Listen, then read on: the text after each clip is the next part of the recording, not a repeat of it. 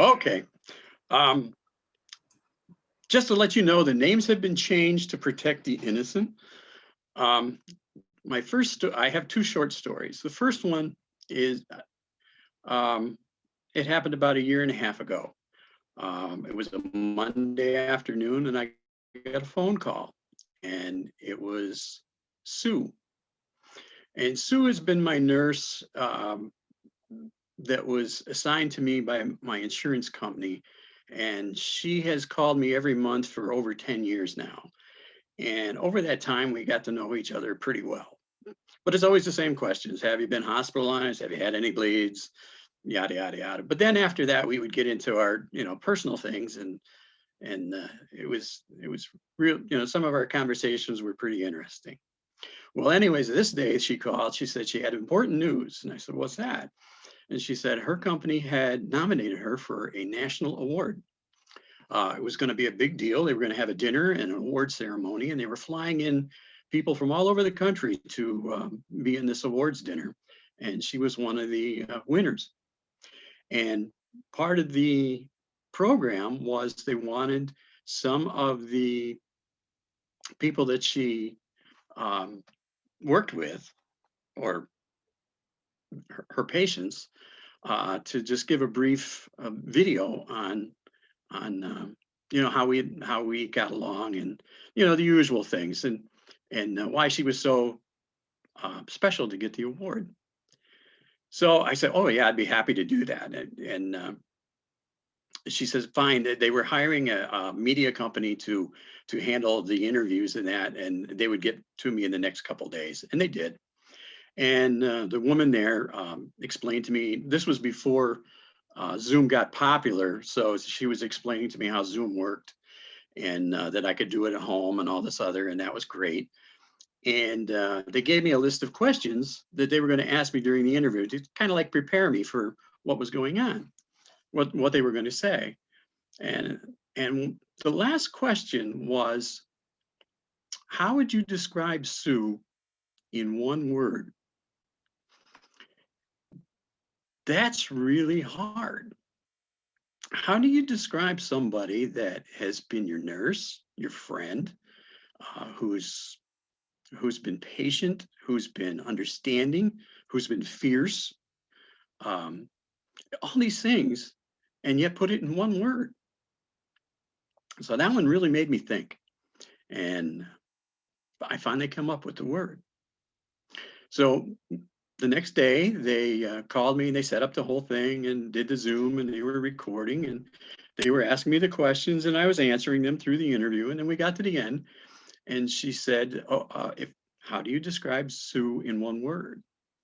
And I said, well, having hemophilia, my parents I was the first child.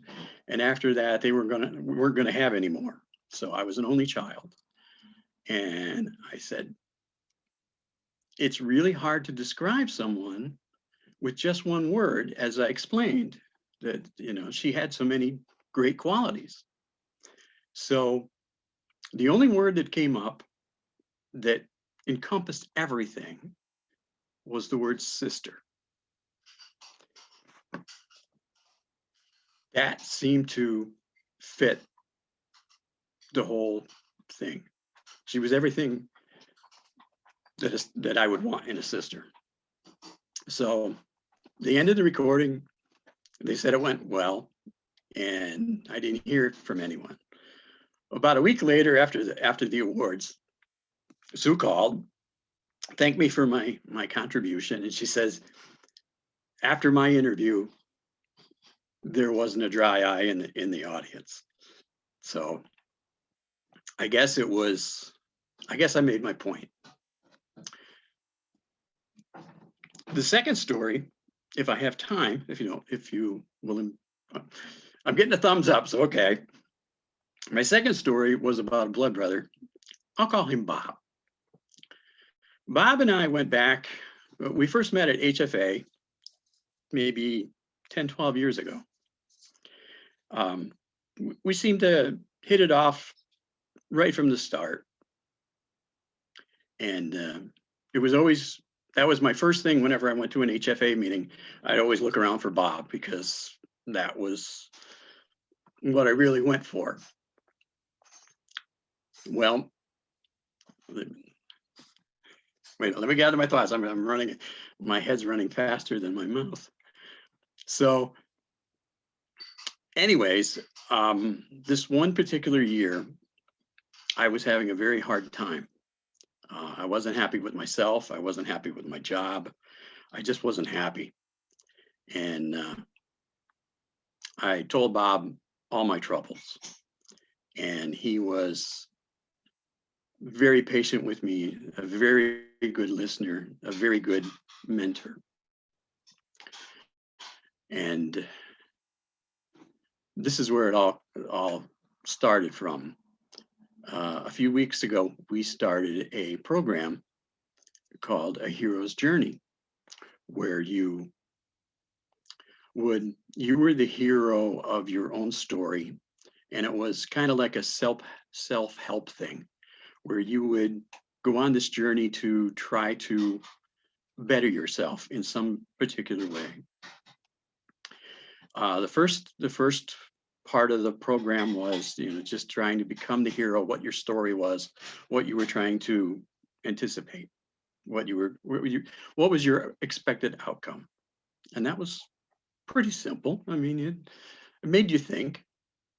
But then the second program we got to, it talked about a mentor. And that was like a raw nerve. Because Bob had, after I'd seen him and told him all my sadness, we talked, and he made me feel better and got my head screwed on straight. And he said we keep in touch. Well, he went in the hospital for routine surgery, and he didn't make it.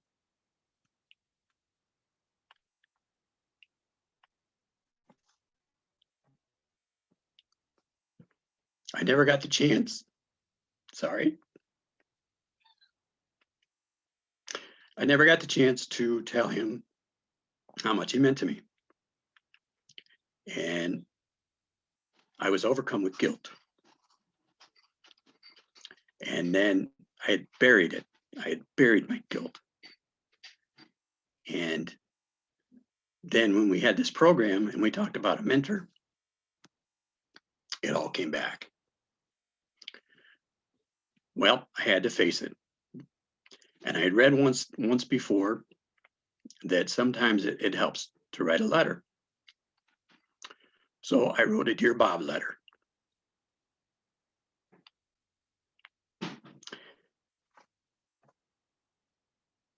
I told him all the things that I felt. Well, as I continued the letter, all of a sudden, I started to remember things. I started to remember the good things. And pretty soon they all came flooding back. Some of them were just silly things, like after an HFA meeting, we just sit and just goof off and look at one another. Or we'd tell jokes, or we'd have our family and friends around, and it was really good times. And I had buried all that. I had buried it so deep, I had to look up his last name. I couldn't remember it. I actually had to look in my phone to see what his last name was, because I had buried that so deep. And it was all because of guilt. So my story today is, if any of you have guilt like I have, that you should let it go. Because I went on this hero's journey, and it actually did make me a better person and a happier person. And that's why I wanted to share this with you.